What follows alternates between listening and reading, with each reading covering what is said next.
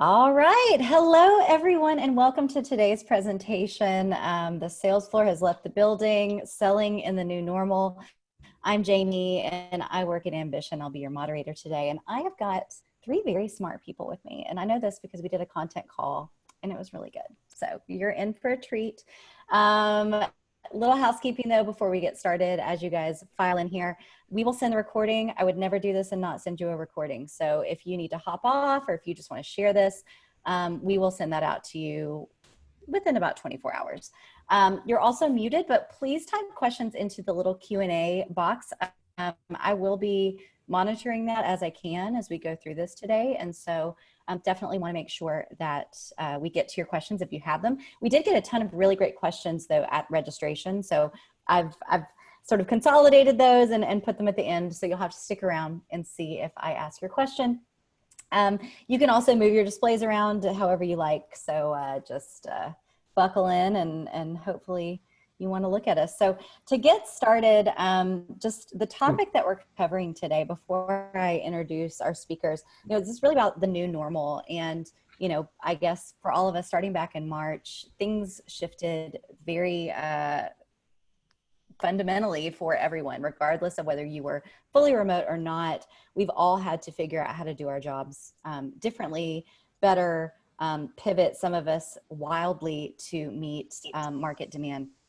And so as we prepare for that and as we talk about these different scenarios, I think it's really interesting to remember we're all in this together. We're all learning and figuring it out. And we were just chatting about this before we started it. This is the great equalizer right now. Like, no one has ever been through this moment in history before.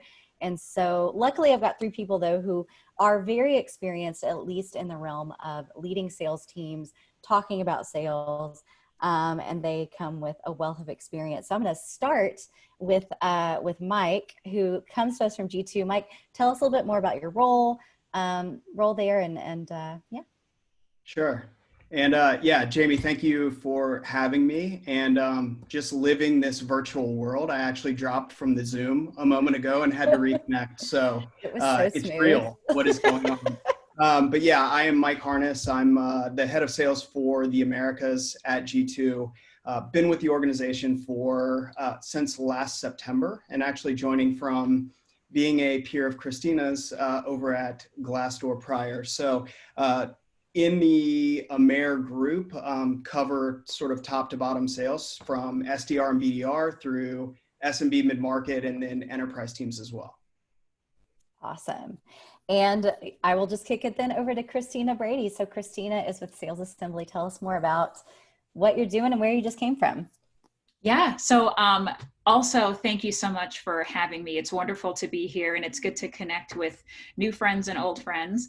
I am the new president of Sales Assembly. I'm about 10 days into my official role here, although I've spent 13 to 14 years in tech and tech leadership. In my most previous role, also alongside Mike Harness, was at Glassdoor, and throughout the last year and a half or so at Glassdoor, my team partnered very, very closely and took advantage of some of the trainings and offerings of Sales Assembly. And so when I had the opportunity to come on board and make a larger difference and sort of pour a little bit of jet fuel on our offerings, I couldn't refuse. And so that's why I'm here now on this side of the table, joining the team to help bring this to as many people as possible. I love that. Well, we're so happy to have you both. And I say, because the last but not least, is Brian Trauschold, who I get to work alongside every single day. And Brian is a co-founder at Ambition. Tell the good people what we do, Brian. You say that like it's a good thing. Could be good, could be bad. But thanks for having me, Jamie. I'm the COO and co-founder at Ambition. I work with Jamie closely. We are a sales coaching and management platform. So we do everything from gamification, coaching, and recognition. And we work with what we call mid-market and enterprise companies, from FedEx, ADP, DocuSign, exactly, to increase their effectiveness on their sales teams and drive better revenue results. So I've had the joy over the last almost 7 years of trying to help companies and sales leaders like Christina and Mike improve the performance of their teams, get more out of their reps, and ultimately hit that revenue number more consistently, we'll say. And it's been a lot of fun I'd say a lot of fun, a lot of challenging nights over the last couple of weeks as all of those things have changed. So looking forward to talking through it with you guys. Totally. Well, and yeah, I think that's a good segue into specifically the three perspectives on this call. And, I do a lot of webinars. I have to come up with the, what are we going to talk about?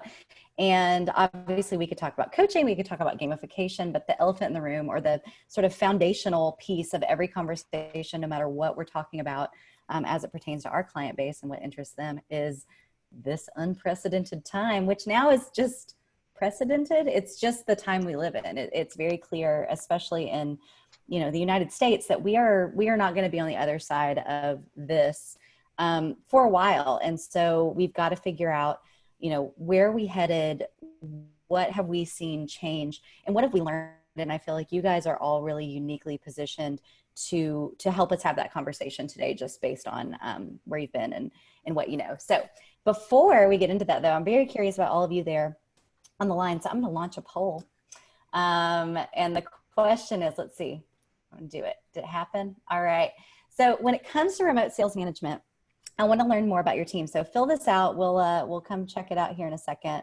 But yeah, were you 100% remote? Is this new for you? Were you already distributed, or is this old hat? And if it is, please get in the chat box and just tell us what to do, because I think we're all trying to figure it out right now. So I'll give you guys a few more seconds. Fun stuff. So while you guys are filling out that poll, I'm going to go ahead and kind of kick off the first question to Mike. G2, and for those of you that are not familiar, you probably all are very familiar with G2, and full disclosure, we use it here. We are clients of G2's. You've got this two-sided platform. On one side, you're serving millions of consumers that are just shopping for solutions to help them do their jobs better. They're coming to you guys and relying on you guys as an authoritative sort of place that they can come and learn and make the best decisions. On the other side, you're working with people like us and other companies out there, other vendors, to make the process transparent and connect them with the right buyers and that kind of thing. So from your very unique vantage point, you have access to data that some of us don't. So I actually phrased it in our shared document. What the hell is going on, Mike? Who's actually thriving right now? Like, what are people looking for? What are people searching for, and what industries are hot? Yeah.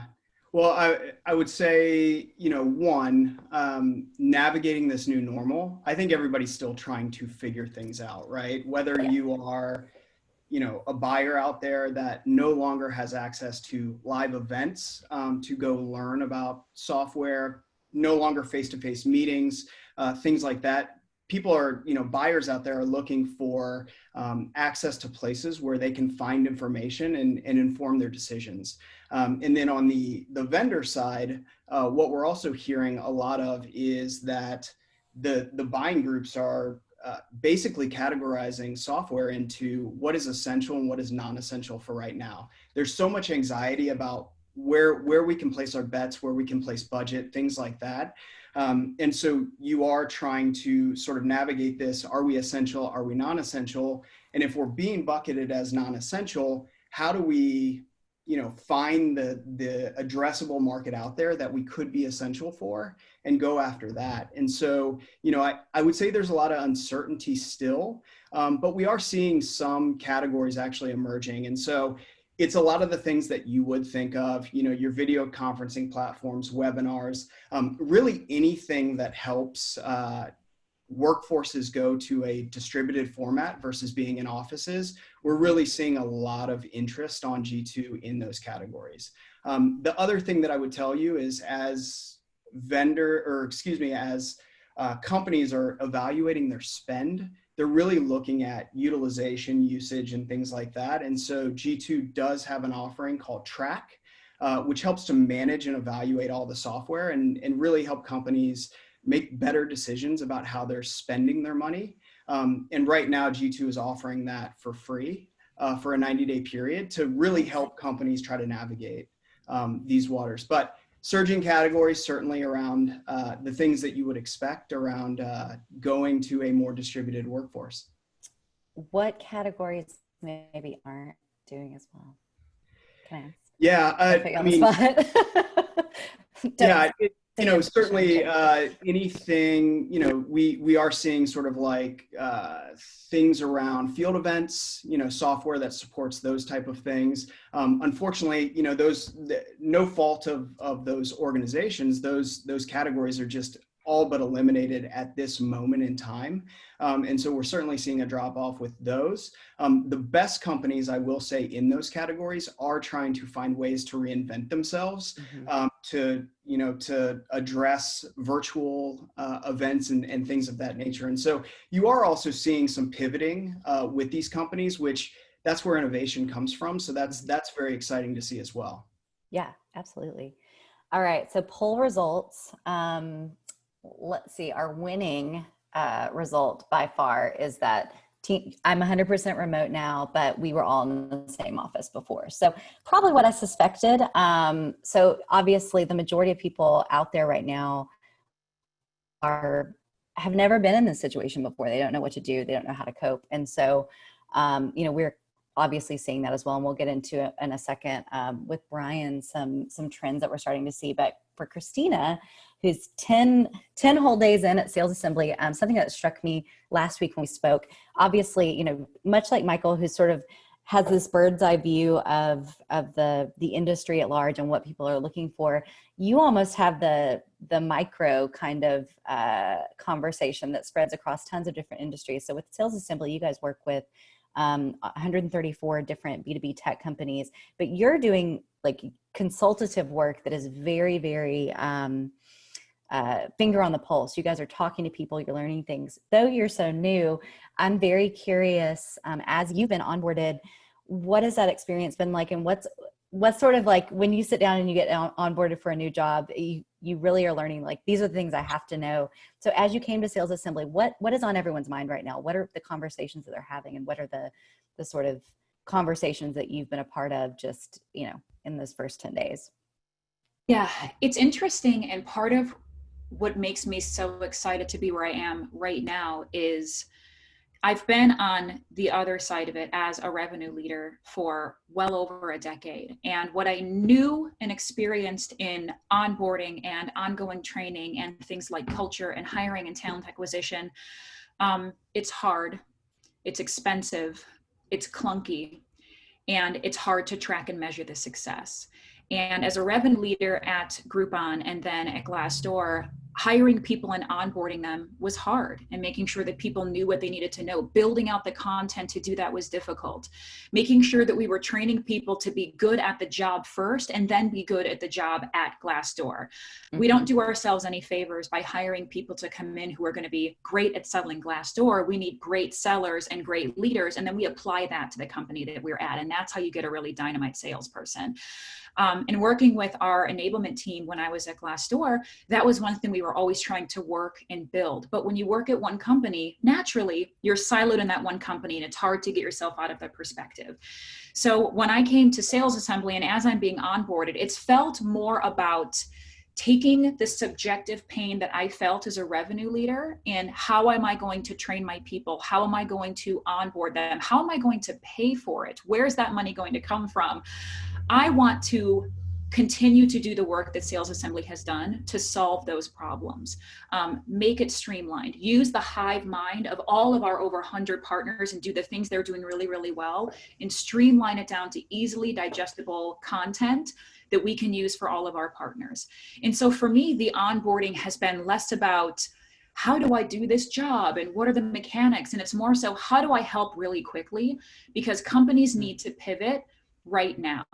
And we can pivot very, very quickly and help them do that. And so my job and my onboarding has actually been, how do I help all of our partners and clients to quickly onboard and to pivot and to be a resource for them? So it's kind of been this interesting thing, but also really fun and really fulfilling. And I feel like I get to help so many people and continuing and adding to the work that Matt and Jeff have already done.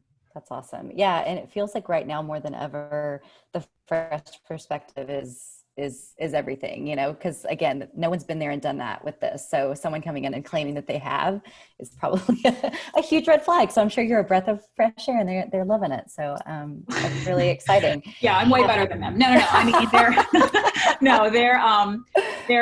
they're incredible, and they've done all the right things to make it so that, like I said, we can just sort of pour the people on. But what I love the most about a model like this is it's not my ideas or their ideas. It's taking the best of what all of our partners are doing and finding a way to spread that. And so our content is always changing and always evolving. And then it helps me to always grow and get smarter too. So it just feels like a win-win.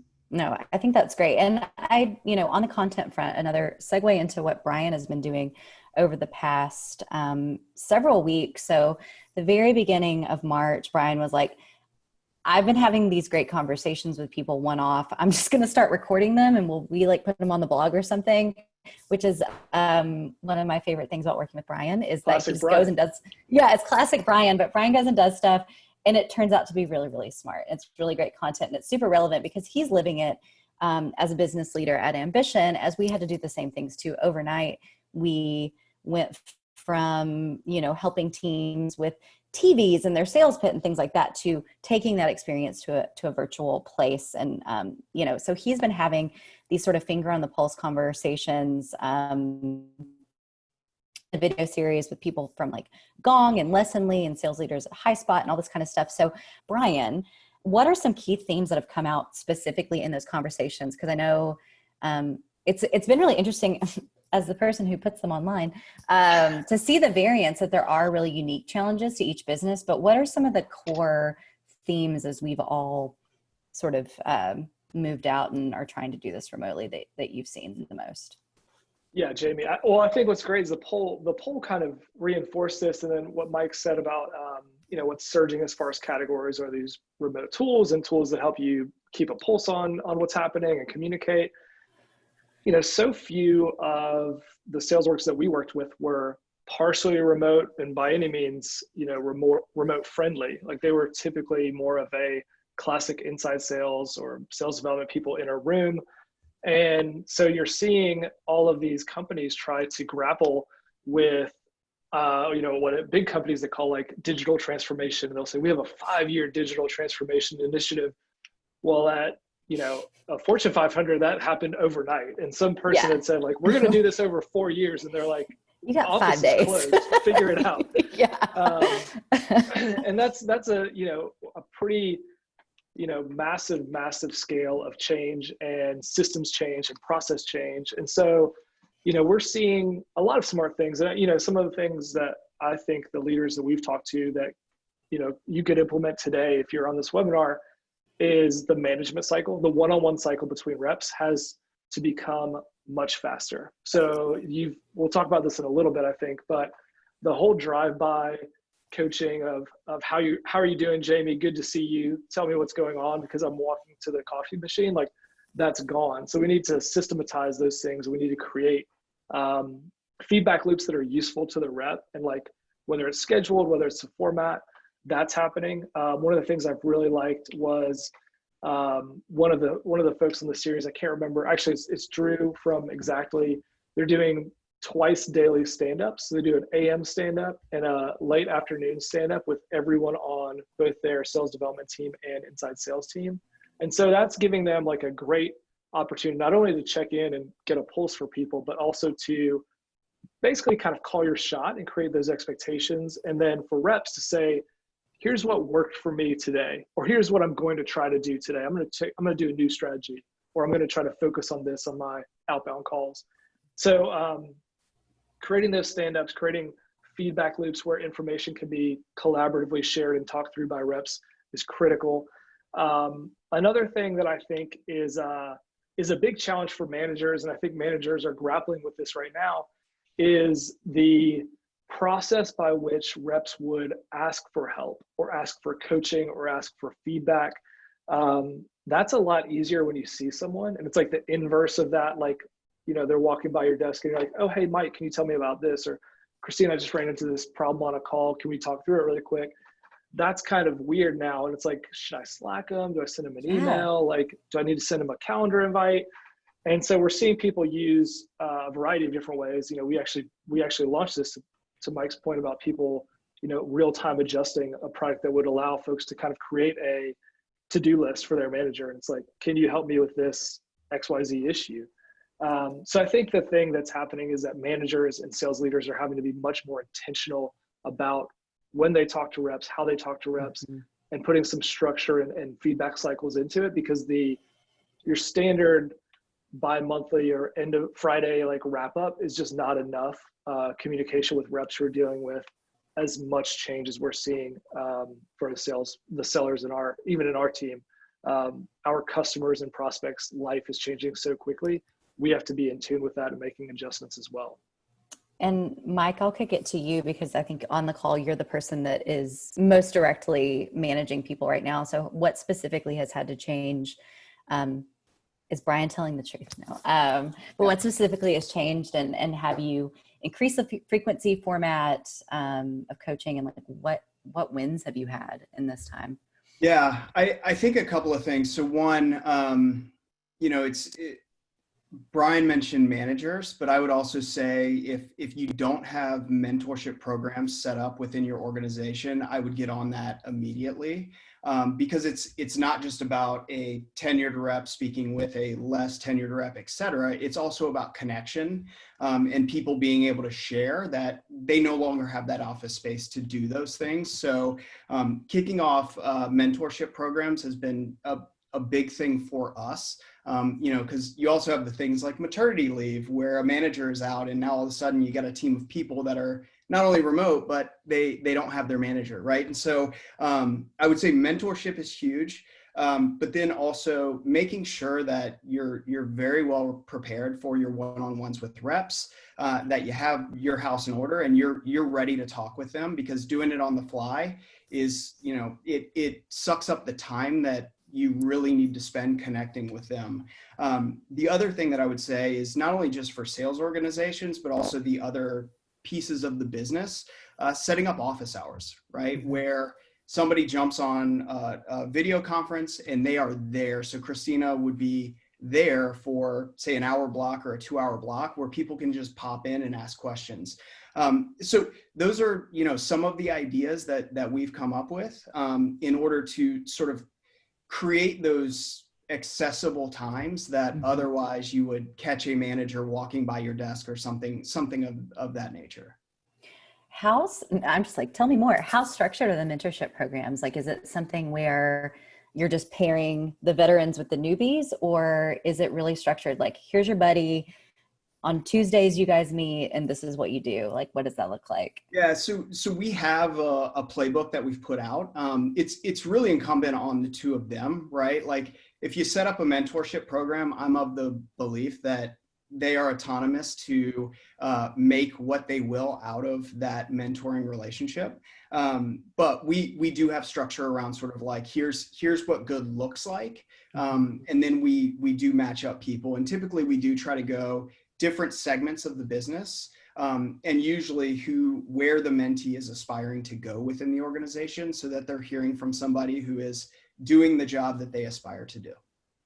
That's a great point. I want to like just compliment that, because I think that's an area that sales orgs struggle with. And a lot of folks who come in as a BDR, you know, they come in and they're like, I don't just want to be the best BDR ever. I want to be this other thing, an enterprise salesperson. I want to be on the marketing team. I want to be a CSM. And a lot of orgs struggle to like create those dotted lines of here's what it looks like. So that's a compliment to you guys. And I think that's a super applicable thing that most people could take away from this and say, this is not hard to do. And it's probably going to help our BDRs be more effective in the short term. I think it's also nice to know that oh, sorry, go ahead. No, I think we both unmuted and then paused for a second. But the other interesting thing to me about mentorship, especially as you're looking at younger talent is not everyone who joins your org as a BDR actually wants to be a BDR and actually wants to be in sales. You have a lot of people who are finding a point of entry that is an easy way to get a job with the idea in the back of their mind of, okay, so now that I'm here, what do I really want to do? And I think it's a little bit of an unspoken truth, and companies who succeed lean into that and can use the mentorship program to help their BDRs identify if this is the job that you want, if you want to be in sales, we're going to help you identify that and then fill in the gaps of learning to make sure that you're the best you can possibly be. We're also going to see if maybe you don't want this job. We're going to show you how to be successful while you're here, and then we're going to put you somewhere else in the organization where you can make a difference. So career growth and proper trajectory is also an important aspect of mentorship, and not just assuming that everyone wants to do the job that they're in. That can be very, very expensive on the bottom line and rough on your people. I think that is so smart. And, you know, right now remotely, it is something that you all have to be really intentional about, because like everyone has said, that it isn't just going to naturally happen. You know, the BDR can't wheel over to the marketing department and be like, what you guys doing? So I do think that's a really neat thing. And it's great to also remember that it is cross-functional. It isn't just a straight line. So, all right, I'm going to launch a new poll, guys. How about that? All right, I think I am. Am I doing it? Oh, here we go. So poll number 2, you know, obviously we've talked about, oh, I shared the results. Grandma over here trying to do these polls. All right. So for poll number 2, which I'm trying to launch now, here we go. So as we've established, everyone on the call is, you know, newly remote for the most part, and or they were kind of remote before. Very few people have been just like living this life, which is probably why you're all here today. So obviously we just touched on really one of the most obvious deficits, which is just like, you're not physically together. It's hard to, you know, hear someone on the phone and pick up this or that from them. You have to be really intentional. But in this poll, I just want to know for you guys, you know, what is your biggest struggle? What's your biggest pain point right now? So is it low morale? And we'll kind of talk on that more in a second as well. Struggling to communicate effectively. And straight up, like, I just don't know what people are doing. Like, I don't know if the BDR is reading a magazine. Does anyone read magazines? That's how old I am. If you have something else though, type it into the chat. Because obviously these are the kind of the top 3 that we hear often, but very curious if it's something kind of wild that we didn't expect. These are so relevant. We hear these all the time. Yeah. Unfortunately. I'm seeing some others. So yeah, type in chat if you picked other. Employee engagement and employee engagement stress. Interesting. Yeah. So just generally keeping people, when you, Michael, I'm just going to address you now. When you say employee engagement, do you mean just generally across the business or specifically in sales? We'll see what he says. All right. Looks like in sales, but also broadly. Cool. Membership and belonging. Ooh, okay. Participation in meetings and not sure how to fill their time. That's a great one. And again, sort of highlights the struggle where you may not just pick up on, you know, someone's interests that you normally would have, you know, the more introverted people on your team may not be raising their hand and saying that they're interested in things. Just sales training in general, sort of unable to share trends and bounce ideas off of each other. Ooh, keeping team meetings fresh and useful, all of the above. I say these sound like, I mean, remote or not, a lot of this stuff are things that you struggle with anyway, and just remote made it harder. Yeah, remote definitely does not help any of this. So as far as the poll goes, guys, you guys are great. I'm gonna end the poll. Oh, and retention in sales. That's another a biggie, and that's something too when we talk about sort of the culture and morale. I think that plays into it. It's encompassing there, where it's like culture is a means to an end. Culture is a way to make people feel included. Culture is a way to keep people happy, and you keep people happy because you want them to stay in your organization and be great contributors. So I think all of those things go hand in hand. All right, I'm going to stop the poll. Looks like our biggest winner is really low morale and struggling to supplement that culture. And I put that one first, actually, because I think that's totally true. And this is something we talked about last week when we sort of met before this webinar, but we were talking about, you know, the newness is worn off. So kind of the fun thing of like, we're going to do a Zoom happy hour.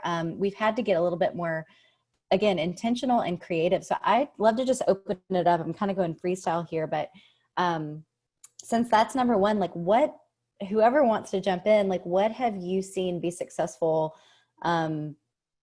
right now to sort of keep that morale high and boost it? And Brian, and I feel like I know what you'll say, but really opening it up first. I'll wait then.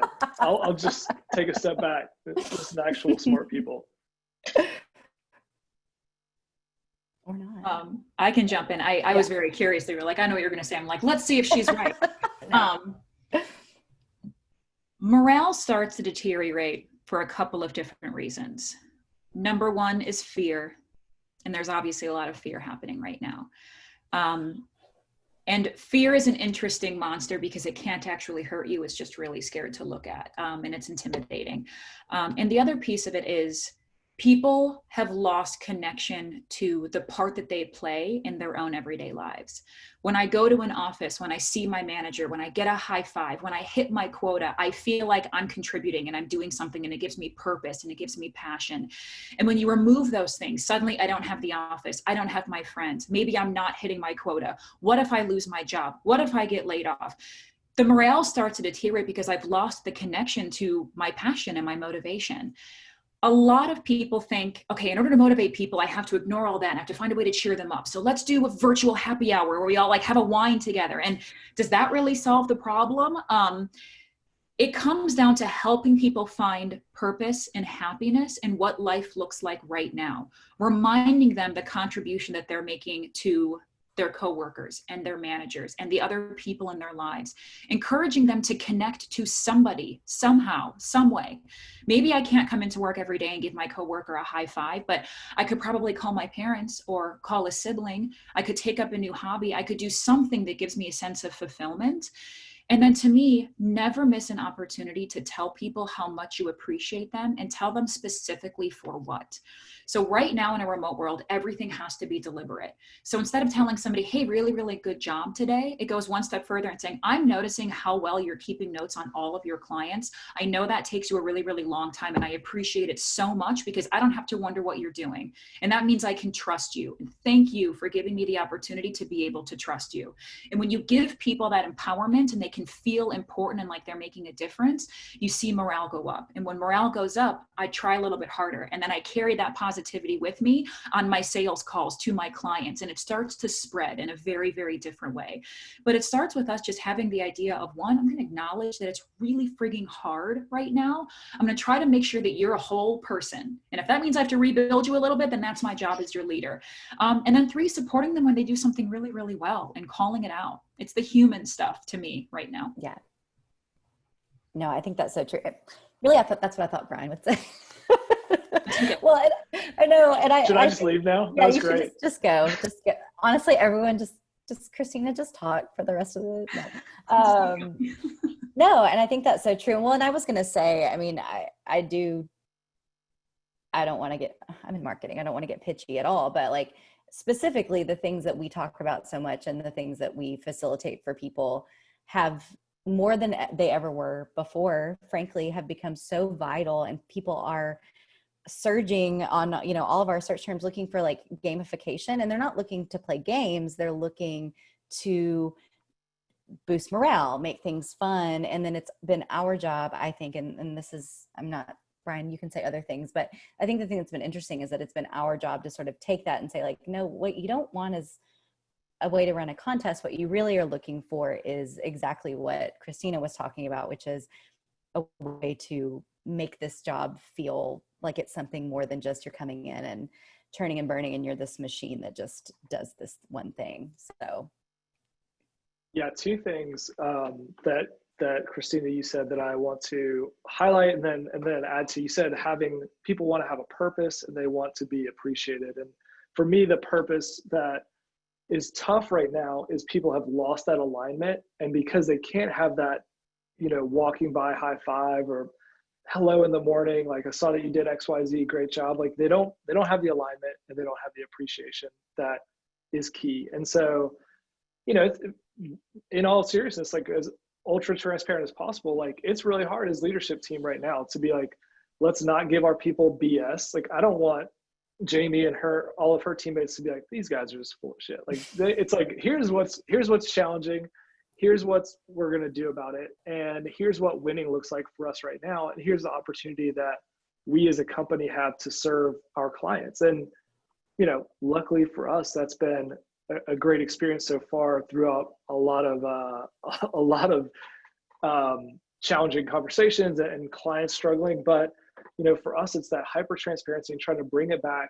And you guys can do this on the call, wherever your sales team is, whoever they're selling to, is trying to create that alignment between this is what showing up for work and you being great at your job does for our whole mission. You contribute this, and that looks like A, B, and C, and D, and that impacts this person and everyone else.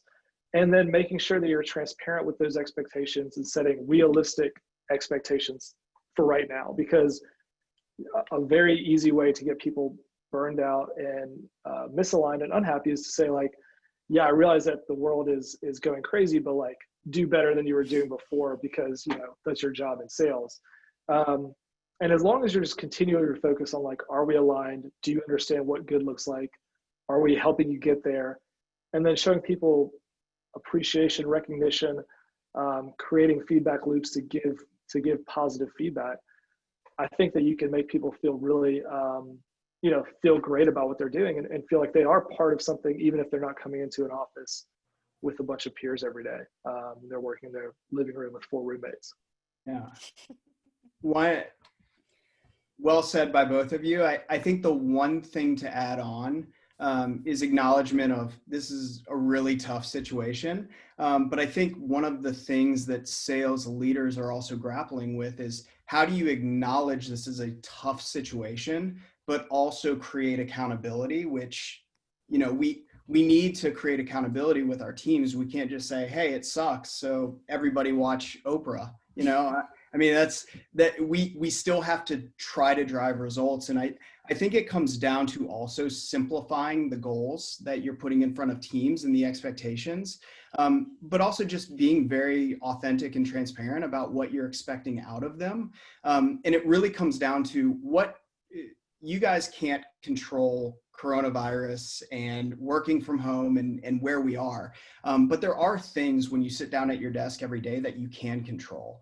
And so we're going to hold you to those things and just get agreement out of your group that those things that you're going to ask them to do are fair and that they are within their control, right? And I think that part of that is they have autonomy now because they are at home, but also with that autonomy comes this accountability and expectation from the business. And as long as everybody agrees to what those things are, I think actually that relationship with those two things is empowering to reps. And they can control their destiny to an extent and learn to be more autonomous than maybe they were in the office, which, if we look at the bright side of this thing, that could actually be a great outcome of this if we want a silver lining.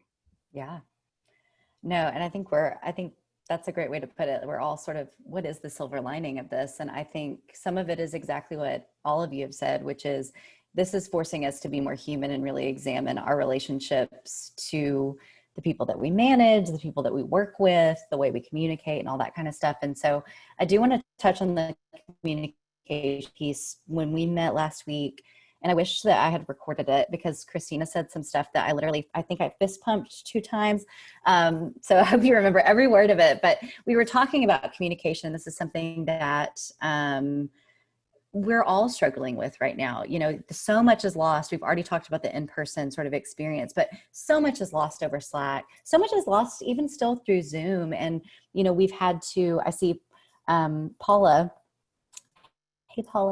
wrote scheduled brainstorming meetings, like having even just we have to schedule time to be creative, which is really hard for a lot of people, and think of creative solutions. So Christina, I want to kick it to you, and I'll open it up to everyone as well, but can you walk us through a little bit about some of your background and how you have helped people communicate a little bit better and why it's so vitally important right now?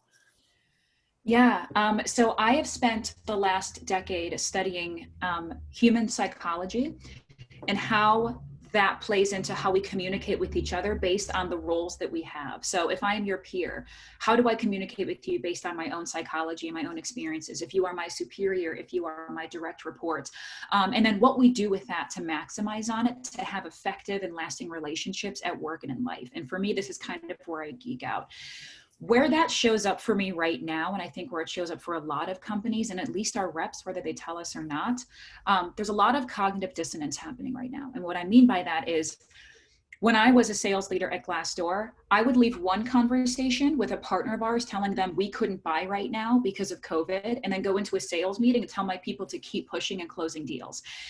And our salespeople see us doing that. And we do that because it's what we have to do. However, if we take a step back and acknowledge the fact that that dissonance exists, and how do we want to show up with that? So there's a lot of areas where how we communicate to each other plays into how we show up at work and how successful we feel, and how, but right now, that's the biggest piece I hear all of us talking about, is just that, how are we successful right now? And how do we show our people that we are aware of what they're feeling and their day-to-day looks like? And maybe it means we pivot as a business and we do things a little bit differently, and we target our people differently. We move the target based on where it needs to be. But those are the conversations that have to happen versus, what Mike and Brian were talking about, which is like more better deals. We need more better deals. We need faster deals. We should get the deals and it will be great. If everybody says that, nobody's going to do it. So somebody has to make the shift. And that's where I kind of see the psychology playing in really importantly right now. I think that is, I know. See, I fought the urge, but I think that the dissonance piece is so huge, and it's something that we're all talking about behind the scenes, but I love that you're saying the quiet part out loud, because that is the struggle right now. We do still have to produce, but it's leadership that has to decide what we're producing and maybe change what some of those goals look like. And actually, I wish I'd done a third poll. Feel free to type in the chat. I'm curious always who has had to make huge shifts in like what you're tracking, how you're tracking it. I know Mike was saying that he had to simplify goals and sort of distill those down, things that you used to track. You've had to kind of make. Can you speak to that a little bit, like what that looked like? Yeah, I mean, the simple ones are just, for our higher level reps, we did have metrics around how many face-to-face meetings they had, whether or not they were, G2, we go out to a lot of our customer events and we set up review booths. We no longer can do that. And so, stripping away some of the things that we're not capable of doing and just distilling down to, hey, what are the core things that a rep needs to do in order to protect their base of business and try to keep their clients on board happy and getting value out of what we're delivering. And so just sort of like modeling around what are the core things that need to be done on a daily, weekly, or monthly basis. And, taking out the initiatives that were maybe aspirational or proactive, and just kind of like hunkering down to the core of what we need to do to protect our business.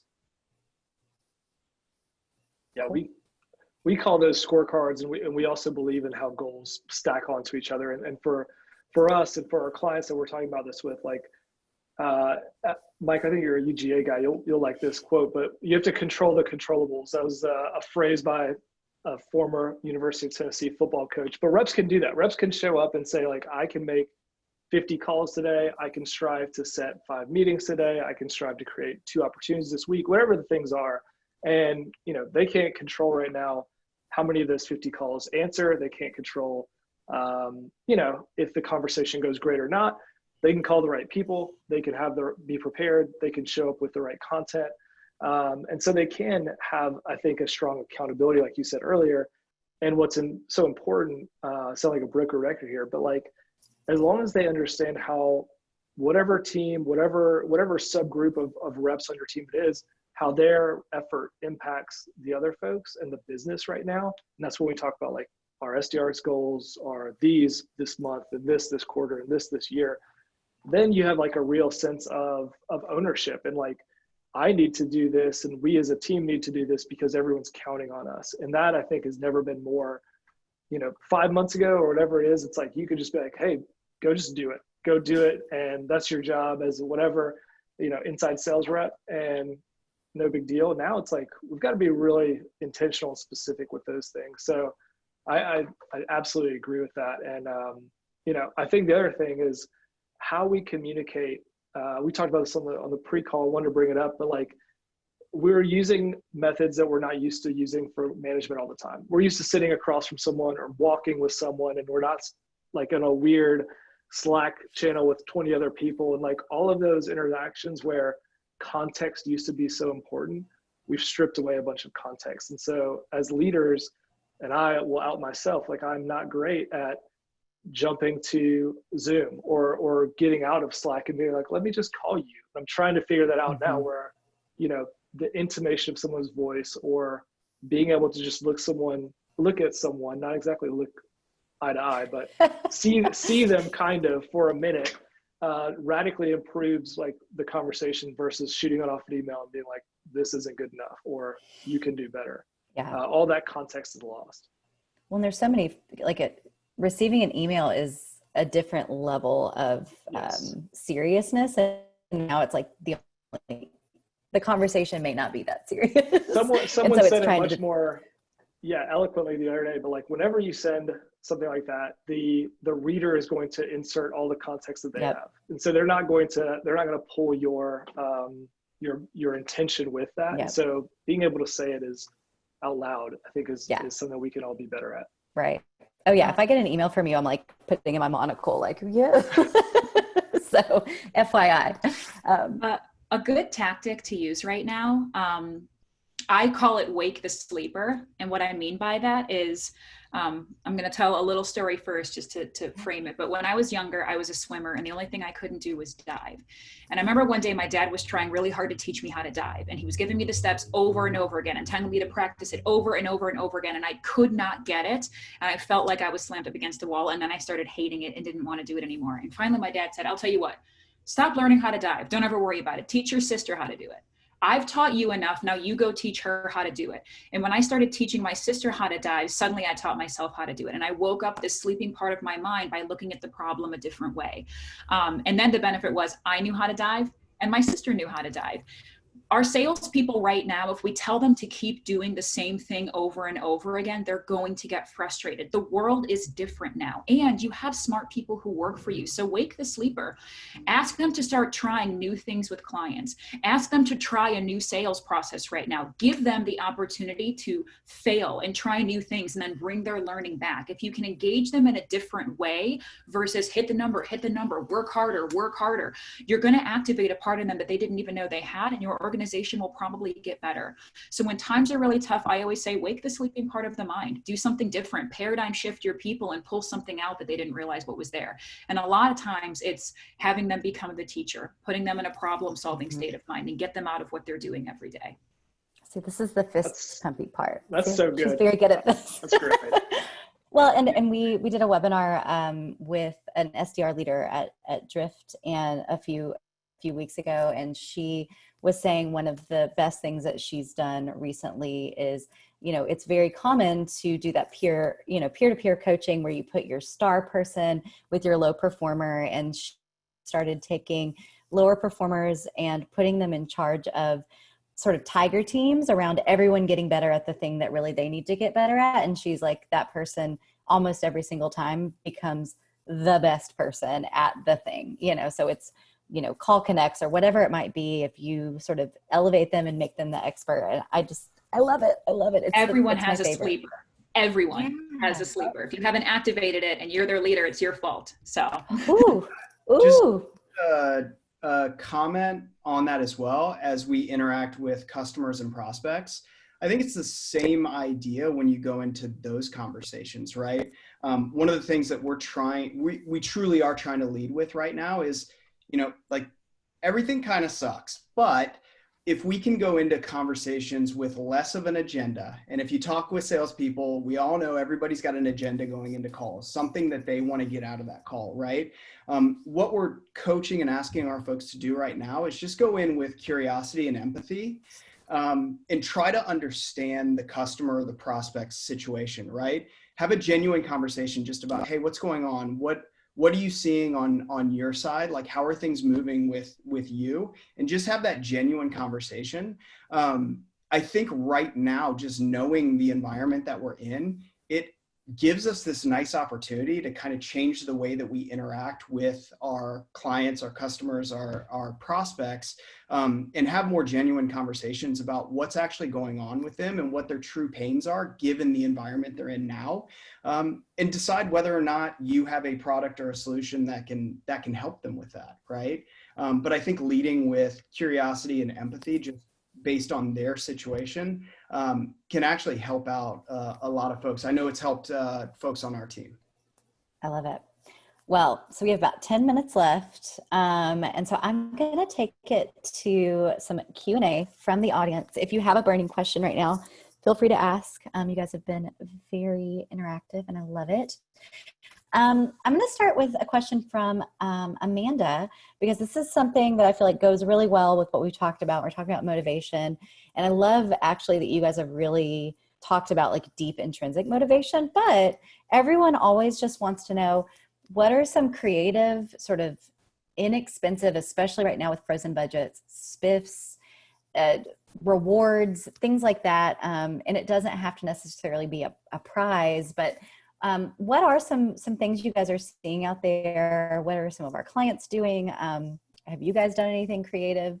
Because Amanda wants to know. This is kind of like my wheelhouse, but I want to let you guys go first again. I feel like this is, I'm like tapping my foot now, but Christina, Mike, yeah. I'm admittedly not the best, and Christina knows this about me, at building spiffs or anything like that. One general comment is, if you're going to do a spiff, make it something meaningful for the business, not just to drive sort of like activity or something like that, but what is actually going to move the needle for us. And then if I am not the guy, admittedly, to do that, have somebody in charge of it that can champion the hell out of it, right? And really promote it. So that's just sort of a side comment. But one of the things that we did think about doing, we haven't done this yet. So for any G2 folks that are on the call, we're not down the road on this, but one idea that doesn't cost any money is to think about running contests that will determine seating when you get back to the office. So every office space has advantageous places with windows or close to the coffee or whatever. As we go back into the office, there will be a new normal, but having the ability to sort of choose where you want to be might be motivation for folks that are going to spend a lot of time there. I love that. Brian, that doesn't apply to marketing, so don't. I think I have the worst seat here, so I'm into this now. I'm like, how do I rig this for myself? I'm like, don't take my seat. I've got my rig, got my setup. So Brian, go.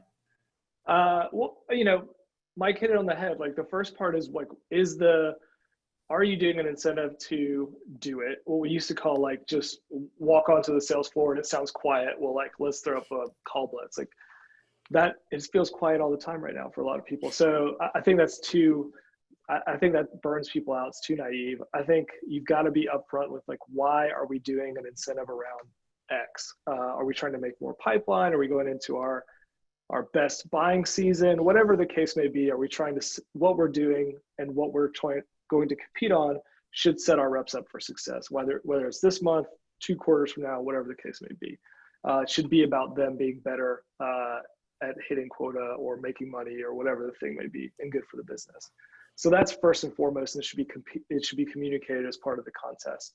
The other thing is, and Jamie, you've done some great webinars on this. I think the team has done some good research. Like, what gets people excited is not the amount of money spent on something, but it is uniqueness, experience, or things they would not do for themselves. Like, those kind of things really scratch an itch in people's brains. And it's like a $50 Amazon gift card is like gone. It's like, that was just fake money and I'm already going to forget what it was on.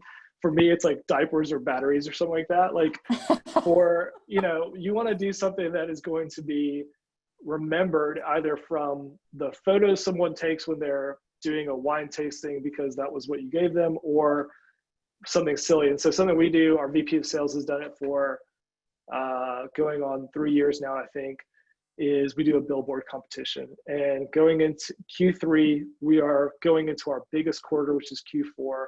We want to create as much pipeline of a certain stage and above. So every rep is in this together, and the folks who can create, I think it's a multi-metric contest, but the most qualified opportunities and the most dollars of pipeline together.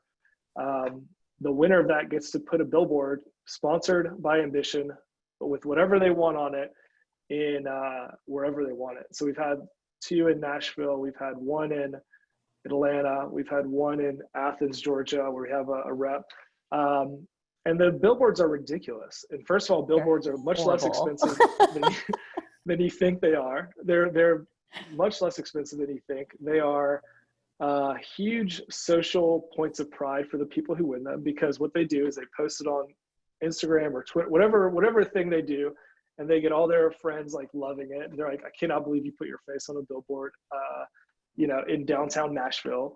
And it's just like a funny, silly thing that costs us not that much money and gets us a huge lift going into a time where we know if they've done a great job setting themselves up for Q4, they're going to really kill it. So it's aligned, it's clear, it's social credibility at the end of it. And, that's one of the things that you don't have to buy a billboard, but you can do something like that. Well, and I was going to say too, I think, and this touches on something that we've all said, but specifically Christina earlier, now is the time to get to know your reps. And so we've seen success too with people, what do I want? Like maybe I love wine. So maybe a bottle of nice wine for me is great. Maybe I love my sports team and I love trash talking, and like there's some other thing that is, and I don't know why I said that. I don't love sports. But there's some other thing for me that maybe it's a big foam finger with my sports team on it. Whatever it is, I think you can also use that as an example. It doesn't have to be expensive, but it could just show that you actually know this person. You are invested in like actually, making them specifically happy. I'll throw out an idea. One thing is getting people's partners, significant others involved, making it fun for them. Yeah. That creates like a memorable experience. And so I've seen multiple companies doing like these sommelier classes, not to just focus on wine, cooking classes, experiences where it's like, oh, my wife and I are going to, because I did great at my job, did what I was supposed to do, we get to have this cool evening where we're, guests on some big Zoom for cooking. Like that's cool. Like I'm into that stuff. Like I think it's great. I'm just remembering my favorite one that I benefited from specifically was getting public humiliation for our CRO, Jared, who the winner, our SDR got to pick his haircut, and on a Zoom on our big company meeting, his wife gave him the worst haircut. I mean, it was like friar tuck with like a tiny tuft of hair here. It was totally great. free. Totally free. Totally free. His wife was really into it. She was like thrilled. That was the best month of our sales development team ever. Yeah. It was 100% free. Yeah. I think I was like I was making calls. I wanted to pick. I think we have time for one more question. So let me see what our best, some of it we've already covered. Kind of talked about that one. Oh, here's one that's really specific from Pat, which I think is good. Pat is just really specifically getting the objection from people. I mean, I think we've all seen there's more objections happening now. People are moving things, people are shifting things, and coaching reps through that is a company-wide initiative. Like we're all trying to help them out. But Pat specifically is getting a lot of, I don't have time right now. Pushback, or it's not the right time, and just I guess open forum, like what's the good response to that? Yeah, I think I'd probably ask Pat if now's not the right time. Like, is this a COVID based objection, or is this just somebody using COVID to push you off? And I would probably go back to, I actually read this one beforehand.